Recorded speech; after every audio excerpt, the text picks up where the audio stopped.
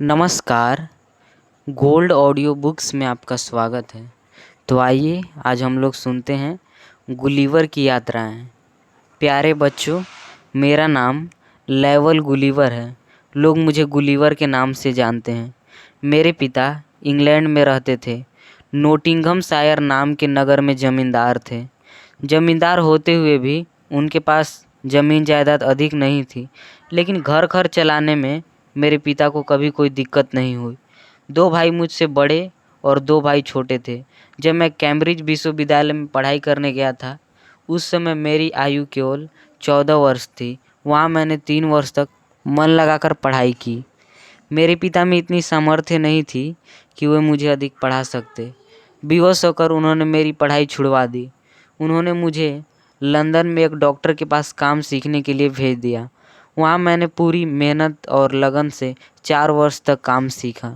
मुझे समुद्री यात्रा करने में बहुत रुचि थी। मैंने बचपन से ही निश्चय कर लिया था कि मैं जीवन में एक बार समुद्री यात्रा अवश्य करूँगा। मैं अपने जेब खर्च में से कुछ रुपए हर महीने बचा कर रखता था और उन रुपयों से समुद्री यात्रा संबंधी पुस्तकें खरीद कर पढ़ता था।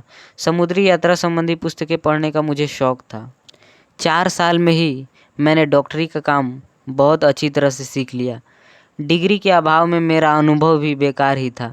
मेरी हार्दिक इच्छा थी कि मैं किसी अच्छे संस्थान से डॉक्टरी की पढ़ाई करूं। मेरे पिता ने कुछ रिश्तेदारों से 40 पाउंड उधार लेकर एक अच्छे मेडिकल कॉलेज में दाखिला दिलवा दिया। वहाँ मैंने लगातार पढ़ाई की और 2.5 वर्ष में ही मुझे डॉक्टरी की डिग्री मिल गई। आर्थिक स्थिति अच्छी न होने के कारण मैंने दूसरे डॉक्टर के साथ मिलकर डॉक्टरी का काम शुरू कर दिया। अब मेरी आयु 30 वर्ष थी। मेरे 2 बच्चे भी थे, जिनमें एक लड़का और एक लड़की थी। उन दिनों एक जहाज़ दक्षिणी महासागर की यात्रा पर जा रहा था। उस जहाज़ का सर्जन किसी कारणवश समय पर नहीं आ सका। तभी जहाज़ का कप्तान मुझसे बोला कि मैं जहाज़ पर सर्जन का काम संभाल लूँ। जहाज़ का कप्तान मुझे अच्छा वेतन भी देने को तैयार था। यदि मैं जहाज़ पर सर्जन का काम न संभालता तो उनकी यात्रा रद्द हो सकती थी, क्योंकि उस समय कोई दूसरा डॉक्टर उपलब्ध नहीं था।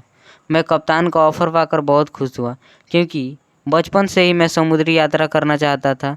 मैं तो अपने पैसे खर्च करके भी समुद्री यात्रा करने को तैयार था। उस समय एक तो मेरे बचपन का सपना पूरा हो रहा था, दूसरे कप्तान अच्छे पैसे भी दे रहा था। इसलिए मैंने खुशी से जहाज़ पर सर्जन का काम संभालने के लिए हाँ कह दी। धन्यवाद।